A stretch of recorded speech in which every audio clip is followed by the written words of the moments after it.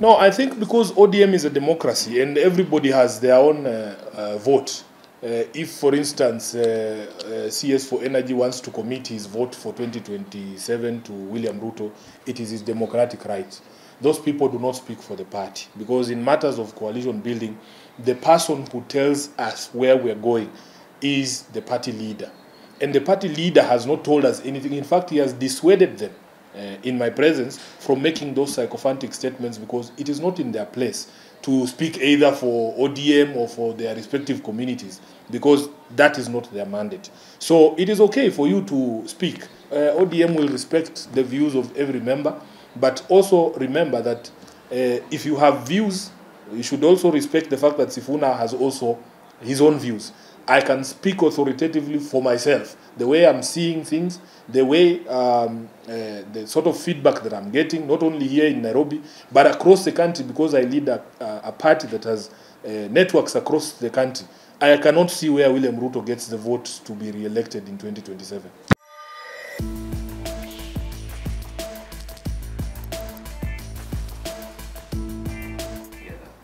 I think they know that Baba wants to be the chairperson of AUC, and that you have to have the support of the state from which you originate.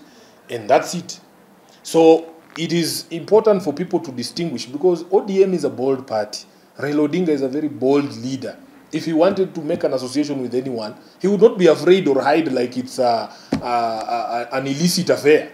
He would pronounce himself, you know, Mzee, all these years. He is a very bold politician. He can make difficult decisions and announce them and make them public. This one where it is appearing like there is something clandestine, that's not Baba's style. Baba does not do clandestine arrangements. He makes it public and known that these are my friends, these are the people we are going to work with.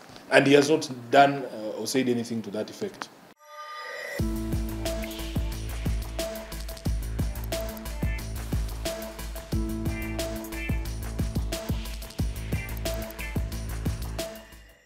I think that is a very unfair accusation, because if you remember correctly, what Kenyans usually do is to obfuscate the time between the time when these protests ended and the time when the government, some members were donated to the government. It cannot be that ODM took advantage of those protests. By the time those nominations were being announced, the Gen Z protests had come to an end. So it is not to take advantage of anything. And number two, one of the things that I really want Kenyans to understand is that this country belongs to all of us. Even you, if you start something that is going to have a consequence on the country, we also have a responsibility to hear from you on what the plan is. You understand? And from my discussions with Baba, he has explained very clearly that as a foremost Democrat, he would not want there to be a regime change other than through the ballot. That's what he said. The uncertainty of kicking out Ruto then was so grave that nobody knew what was going to happen. And he has given and cited examples of other countries and what happened after popular revolt, like Sudan, for instance. Up to today, Sudan is still in war. You know what happened in Egypt as well. There was no guaranteeing that if the country, say, was to fall in the hands of the military, that they would be, amenable to give back the country to civil rule.